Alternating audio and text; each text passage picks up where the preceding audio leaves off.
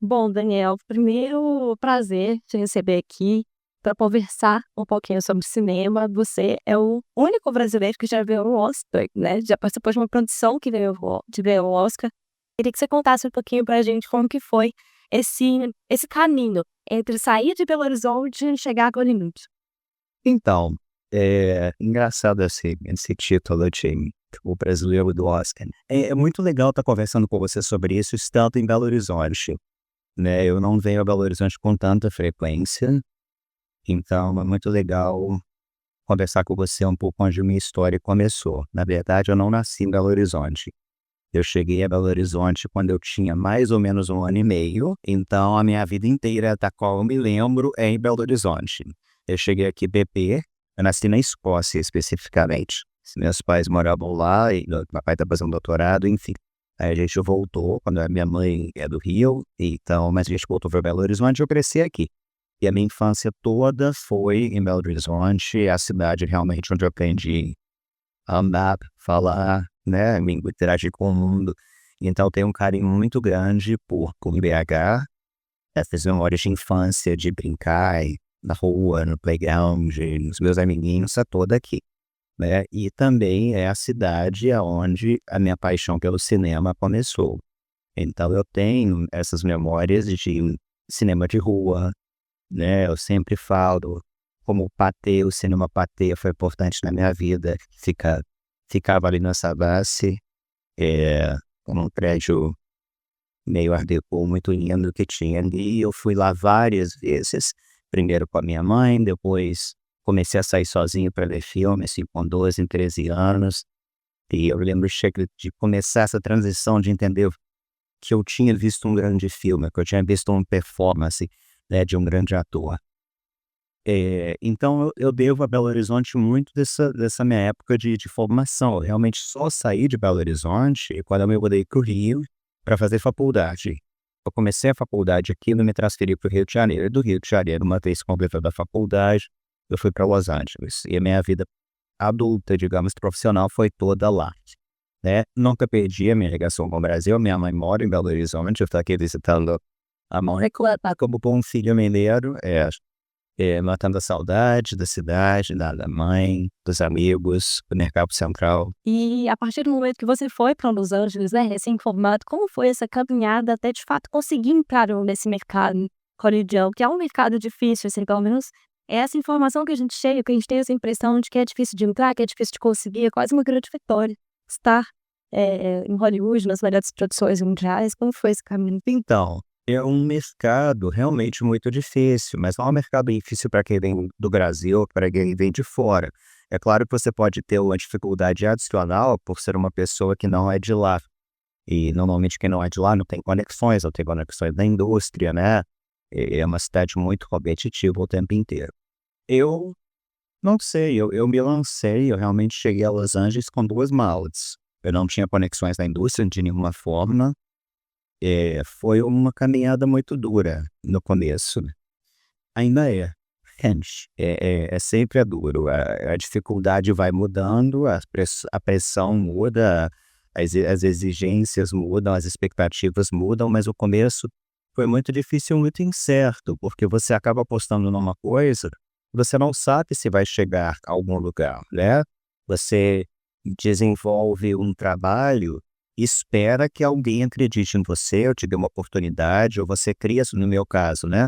Como produtor, eu fui criando as minhas próprias oportunidades, entendendo que tipo de histórias eu queria contar, o que eu tinha a oferecer, que seria a minha voz, o meu olhar, a minha sensibilidade e o que eu tinha a oferecer que talvez fosse diferente de outras pessoas, outros produtores, outros criadores.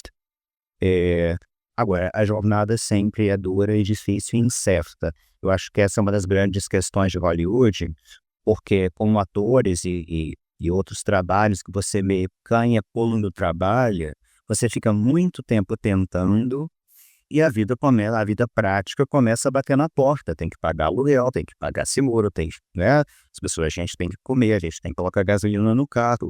E quando as coisas não vão acontecendo, você começa a viver num estado muito ansioso, né? E muita gente desiste pelo meio do caminho, porque não é fácil. né? Às vezes é lindo o sonho, mas ter um trabalho que todo mês você recebe, que tem uma previsibilidade da vida, talvez seja mais fácil. Então, eu sou uma das pessoas sonhadoras, talvez um pouco loucas, que insistiu o suficiente e tentei encontrar o meu caminho. E vou tentando encontrar o meu caminho todos os dias. Continua sendo uma batalha. Eu queria que você falasse um pouquinho, explicasse o que que faz um produtor de cinema, assim, acho que as pessoas ficam curiosas para entender um pouco mais os bastidores de um filme, de uma produção, uma série. O que que você pudesse explicar para quem está assistindo a gente, então, qual é o papel do produtor? Então, a pergunta é interessante porque isso sempre foi uma questão em Hollywood, é até uma brincadeira. O que faz um produtor? Ninguém direito sabe o que faz um produtor. Parte da confusão é porque existem vários tipos de produtores, né? O produtor, no sentido mais clássico, que talvez seja o modelo ao qual eu me aproxime, aquele antigo produtor de Hollywood da década de 40, é uma pessoa, originalmente, era uma pessoa criativa, que também maneja um pouco o mundo da indústria, que criava projetos, né. Então um produtor lia O Vento Levou, e aí se encantava pelo livro, falava: "Eu vou comprar os direitos", aí entrava numa disputa pelos direitos e apresentava sua visão para ganhar do estúdio concorrente ou do produtor concorrente. E aí pensava: "Esse filme vai ser um filme, pequeno, vai ser um filme caríssimo, vai ser um filme para adultos, vai ser um filme para a família inteira, quem é a audiência do meu filme, qual é o tom do meu filme, né. É um produtor que pensa projeto concebendo projetos. E isso pode ser de um artigo de jornal, isso pode ser de uma música, isso pode ser da vida de uma pessoa, isso pode ser um livro, né. Isso pode ser uma história política ou um fato histórico da história de qualquer lugar. Pode ser ficcionalizado. Então é uma pessoa que pensa projeto e a partir daí pensa quem é a atriz ou ator ideal para o meu projeto, quem é o diretor ideal para este projeto, porque cada diretor tem um estilo, quem seria a voz para realizar este projeto. Então, neste caso, o produtor concebe e pode criar o projeto e começar o projeto. Há vários outros tipos de produtor, por exemplo, eu costumo criar os meus projetos, ou sou muito envolvido na parte criativa dos meus projetos, narrativa, em termos de tom, em termos de sensibilidade, em termos de para quem eu estou fazendo esse filme.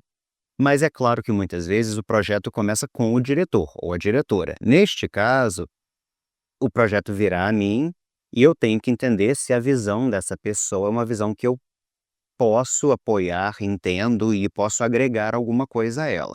Há produtores que são muito mais do business, muito mais de negócios, e são muito bons de encontrar dinheiro, que é uma questão importante, levantar financiamento, tratados de coprodução internacional, agregar equipes, contratos, e é um papel importante. Não é o trabalho do produtor como eu entendo o meu trabalho pessoalmente. Eu realmente entendo o meu trabalho primeiramente como um trabalho criativo. Mas há outros tipos de produtor, ainda que a gente chama de produtor de campo, produtor de linha, que faz a parte técnica da produção no dia a dia, né, contrato, diário, onde que vai estacionar caminhão, onde que a gente vai colocar o set. Então, assim, vai desde uma coisa mais conceitual das histórias até uma aplicação bem prática no dia a dia. Cada produtor tem seu nome, mas mais ou menos é este o universo da produção. E muita gente pode entrar nessa área por um caminho e se descobrir mais talentoso ou mais interessado ou interessada em outra parte da produção. Muito legal. Agora vamos falar sobre o Nada de Novo no Front, que é um grande filme aí que ganhou 4 Oscars. E eu queria que você contasse um pouco como que foi participar de filme, um pouquinho do seu papel nele, como que foi essa experiência para você? Então, esse é outro projeto que levou muitos anos aí de gestação e de batalha. Eu acho que é muito representativo do meu trabalho, é muito representativo do meu trabalho no sentido em que eu acho que ele representa o tipo de histórias que me interessam, ele tem um pouco a minha marca, o meu DNA de histórias. Eu fiz várias coisas que são inspiradas em fatos verídicos ou histórias verídicas, já fiz algumas guerras, alguns ditadores, momentos de transição de sociedade, eu acho que é um tema recorrente no justiça social, são temas recorrentes no meu trabalho. Este projeto, um projeto que chegou à minha mão como um roteiro, há muitos anos atrás, a sensibilidade dele era talvez bastante diferente, ele era bem mais um filme de ação, menos talvez de personagem, era mais um filme mais hollywoodiano, digamos assim, mais em que a ação se sobrepunha ao drama humano. Eu acho que ele tinha um pé em cada lado, ele não sabia se queria ser um filme mais Rambo ou um filme mais de arte. E aí eu encontrei naquele roteiro, que já tinha muito mérito, uma um caminho para fazer a versão dessa história que eu imaginava, voltando à questão de como que um produtor pode ter a sua visão e ser um produtor criativo, né, que é como eu me defino, um produtor criativo.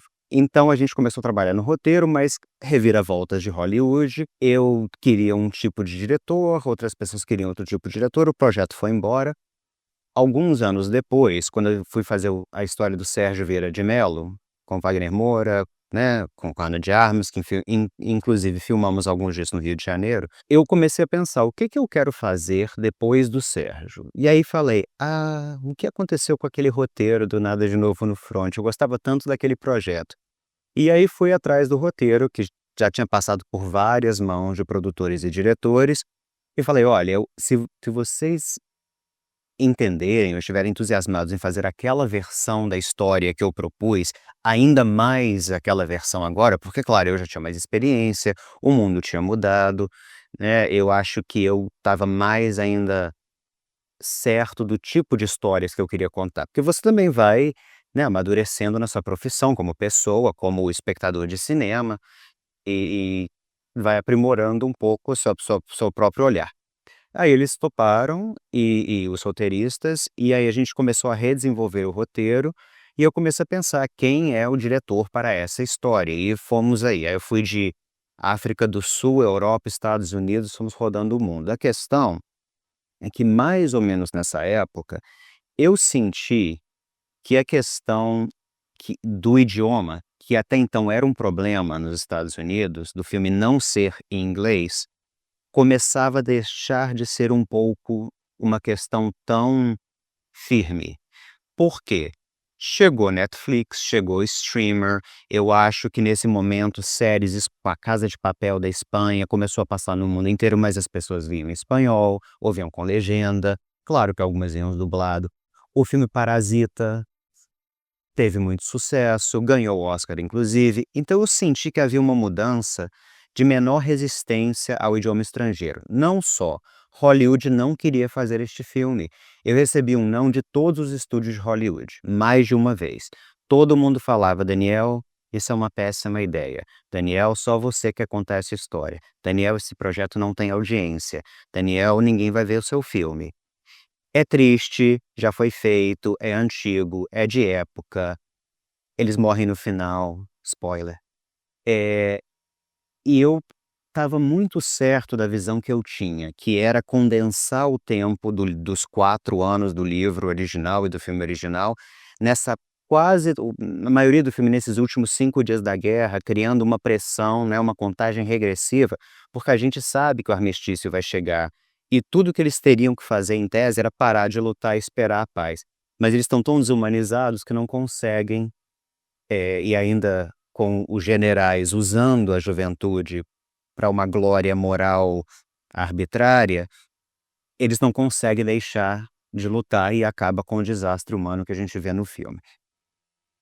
Eu me dei conta nesse momento de que eu teria mais sucesso levando o filme de volta para a Europa e retornando o filme para o seu idioma original, que nunca tinha sido feito, né, ou talvez o livro mais famoso da história da Alemanha, em termos de literatura, e nunca tinha sido feito com o olhar alemão no seu original. Até porque se o filme fosse em inglês, como o nosso ponto de vista na história é a Alemanha, os alemães falariam inglês e os franceses falariam o quê? Falariam francês? Falariam também inglês?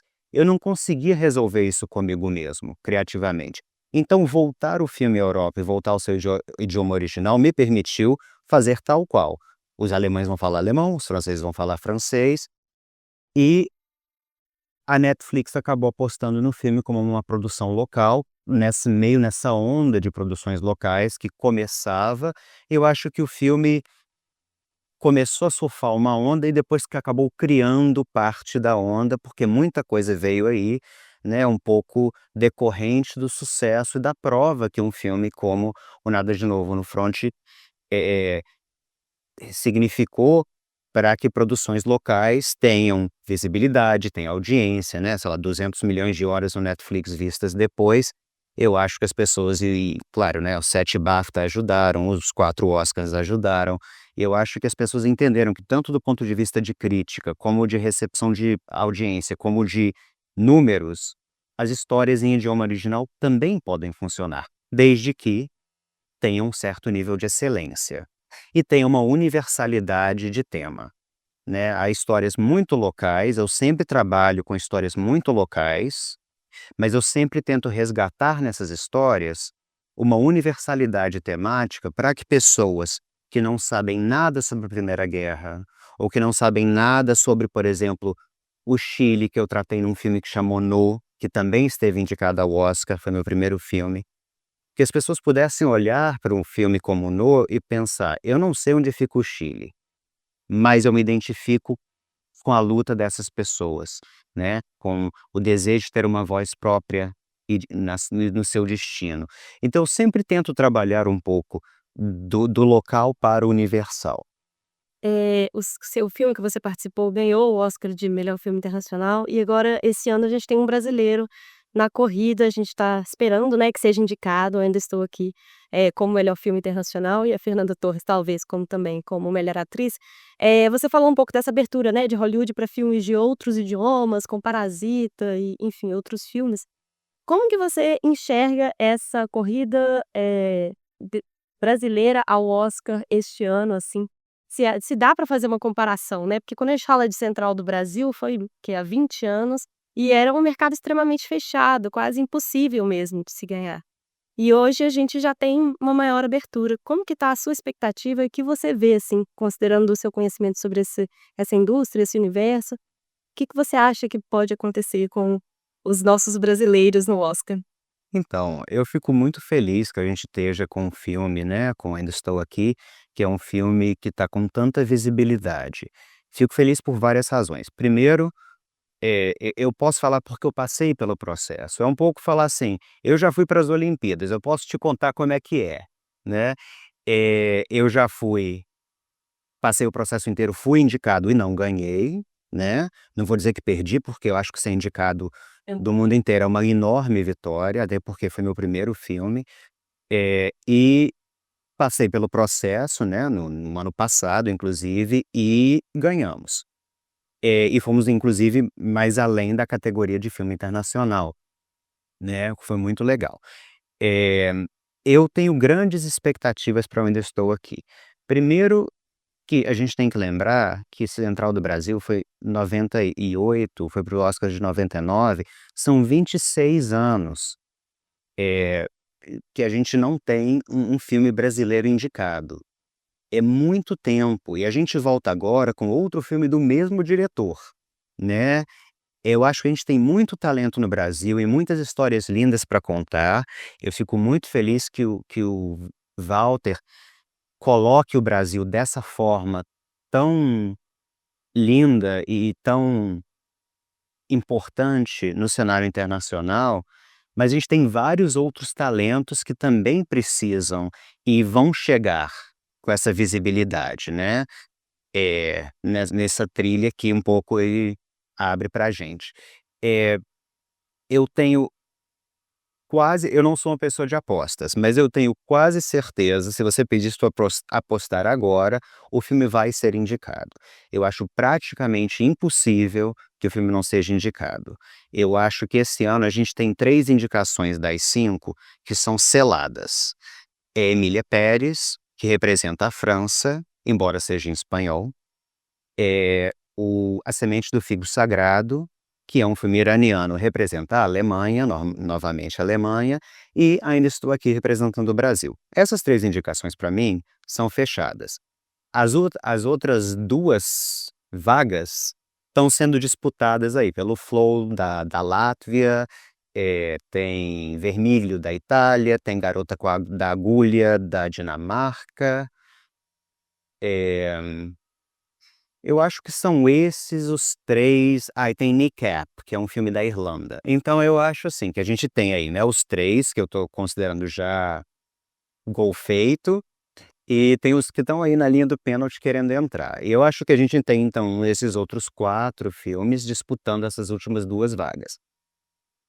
O filme vai ser indicado, então eu te digo, na minha opinião, com certeza. Eu sou muito conectado com a comunidade de cinema internacional, votantes do grupo, porque funciona. Eu falo rapidamente como funciona porque é interessante. Cada país do mundo manda um filme para representar o seu país. A gente muitas vezes temos problemas porque o melhor filme do país não é o filme que o país indica. Não temos essa questão. Esse ano aconteceu com a Índia. A Índia tem um filme maravilhoso que inclusive está passando em Belo Horizonte, All We Imagine Is Light, o título em português, alguém pode conferir para mim. Vamos olhar. É uma tradução bem parecida. É um filme maravilhoso, teve no Festival de Cannes, mas a Índia não indicou. Sendo assim, a Índia perdeu uma grande oportunidade porque o filme provavelmente estaria entre os 5. Mas coisas do cinema. E da política do cinema, porque é o conteúdo do filme. Eu acho que a gente tem aí, cada país manda o seu filme, né, com essa politicagem toda de quem já foi, Almodóvar já não foi, a gente já teve muita disputa aqui, com ânimos acirrados, por exemplo, se mandávamos Bacurau, depois Bacurau não foi, né, o Bacurau teve em Cannes, foi um filme que as pessoas talvez conhecessem bastante menos, então isso é uma questão de controvérsias que a gente tem sempre, e algumas com bastante razão. Uma vez que todos esses filmes sejam apontados pelos seus respectivos países, a gente tem em média aí entre 88, 90 e poucos, varia pelo ano, porque nem todo ano todo país manda filme, né? Tem país que nem tem produção cinematográfica. Desses 90, eles são assistidos por um comitê internacional que divide, cada um assiste mais ou menos uns 20, digamos, para que todos os filmes sejam assistidos. Eles são ranqueados e esta lista vira o que a gente chama de shortlist, a lista curta. Quem entra na shortlist já ganhou, porque a lista de 90 filmes passa para... Quando eu fui indicado a primeira vez e a segunda vez, eram 9. A lista agora foi ampliada para 15, para que mais gente possa entrar na lista. Então, esses 15 que ficam já têm muita visibilidade. E o Ainda Estou Aqui já passou, assim como todos os outros, obviamente, que eu mencionei, para essa lista dos 15, a seleção, né? Desses 15 sairão os 5 indicados. Então eu acho que não há surpresas esse ano. Eu estou te falando que dos 8 que eu mencionei aqui, eu acho improvável que a gente tenha entre os 5 um filme que não é um dos 8 que eu mencionei. E eu com certeza, eu Ainda Estou Aqui, com certeza vai estar entre os 5. Agora, a pergunta é, o filme vai ganhar? Isso eu não posso responder. A corrida do Oscar é um processo longo e é bem igual de cavalinhos, assim. Um cavalinho pode estar na frente, aí o outro passa na frente, aí ele cansa um pouco, tem uma semana que o filme meio desaparece, um terceiro passa. Então é uma coisa que você vai sentindo. Como eu vou conversando com o pessoal da academia e sou bem conectado, eu meio consigo sentir o que está tendo mais momentum, assim, né, quem que tá tendo mais visibilidade, quem que começa a perder terreno, quem que é redescoberto, e vai um pouco assim. A corrida é longa e é muito estratégia. Quando que você lança o filme tem filme que já lançou e o filme era o top, mas aí falou-se dele muito cedo, agora ele já meio cansou. Então as pessoas começam a procurar o próximo. Então o timing da campanha é muito importante. Os estúdios, os departamentos de marketing têm um trabalho muito importante. Não é só o filme aparecer e o filme ser encantador e o filme ganha. Isso acontece, mas há um trabalho, um investimento de muito dinheiro e muito trabalho na campanha individual. Para uma atriz como a Fernanda Torres fazer uma campanha, as pessoas têm que se mudar para Los Angeles, ficar lá um mês inteiro, aí volta para o seu país de origem, volta para o Brasil, passa o ano novo, vão voltar todos para Los Angeles, evento, evento, evento, evento, todo dia. Você tem que emprestar a sua cara, você tem que cumprimentar 500 pessoas, você tem que ir às sessões dos seus filmes, aos screenings do filme, e fazer coquetel, e recepção, e igual fila de casamento, receber um por um. É um trabalho, é um emprego isso, é um trabalho horário integral. A campanha é uma coisa muito séria, que envolve muito dinheiro e até muita visibilidade, não é? Então, a Fernanda, agora mudando Sim. para a Fernanda, eu adoraria ver a Fernanda indicada. Eu acho o trabalho dela magnífico, eu penso, além do que eu acho ela uma pessoa magnífica e brilhante, e eu acho um filme muito importante, neste momento no Brasil, e não só no Brasil. Eu fico muito feliz que ela está sendo muito querida pelas pessoas que veem o filme. Agora as pessoas têm que ver o filme, né, e é difícil, às vezes, comparar um filme internacional, qualquer que seja, com um filme de massa de Hollywood, que por exemplo, o filme da Substância, goste do filme ou não goste do filme, vai ser mais visto, né. O filme A Nora, que é um filme pequeno, super independente americano, talvez esteja mais visto também, é uma história mais acessível, em inglês. Então, para atores que não são de língua inglesa, eu ainda acho que há uma certa, não vou chamar de desvantagem, mas é uma barreira de alguma forma, tá.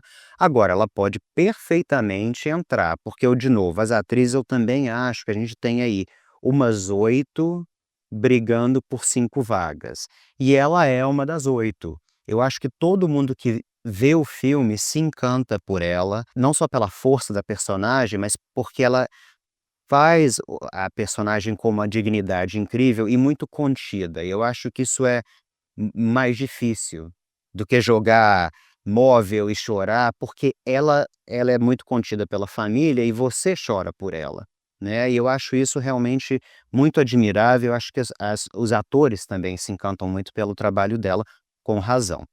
E finalmente fico muito feliz que um filme como esse, que é um drama, de época, político, num momento político que vivemos no Brasil, né, quando começam a questionar a ditadura, quando a democracia está em risco, você colocar um filme, hum, como esse, que não tem herói de capa, que não tem explosões, e efeitos especiais, e conseguir ser o filme mais visto em cinemas, isso é para lavar a alma. Eu acho que isso nos mostra a força do cinema e como um bom filme, como história importante, se conecta com as pessoas e leva as pessoas à sala de cinema.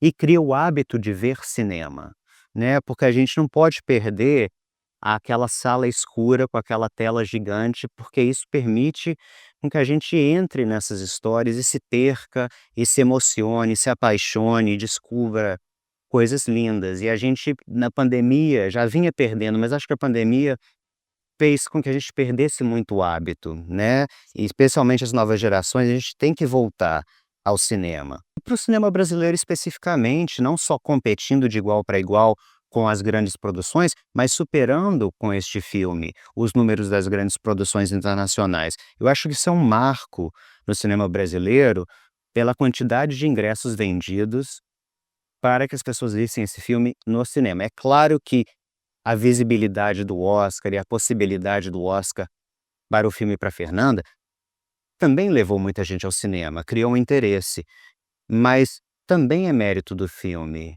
né, e não é um filme fácil. Eu que gosto de fazer projeto de época e projeto de drama, que sempre me dizem: "Ah, não tem audiência", como foi o Nada de Novo, "ninguém vai querer ver", e aí o filme é feito e as pessoas vêm, porque o filme é bom e porque é uma história que toca as pessoas. Então eu acho que é o filme certo, na hora certa, feito da maneira certa, e torço muito pelo filme, e torço muito pela Fernanda, que merece, com um trabalho lindo, e torço pelo Brasil, que a gente não espere mais 20 anos por outra indicação, né, a gente eu amo o Walter, mas o Brasil tem vários outros diretores, a gente não pode viver de nenhum país, pode viver só de um diretor, né, ou diretora, né. A gente tem muita gente interessante, talentosa, nova, histórias maravilhosas para contar, e eu espero também poder contribuir com isso, realizando voltando ao Brasil para realizar projetos brasileiros, pois já realizei pelo mundo inteiro. Tá na hora de contar algumas histórias por aqui. Tenho projetos, adoraria trabalhar no Brasil, adoraria fazer um pouco projetos que tenham essa minha marca, de personagens, de complexos, histórias difíceis, como as pessoas gostam de dizer, mas as pessoas vão assistir. Mas para o nosso cenário brasileiro, que sejam feitas Brasil para Brasil, e se elas puderem viajar, e que as pessoas se identifiquem com essas histórias, é a cereja do bolo, mas eu quero fazer os projetos para cá.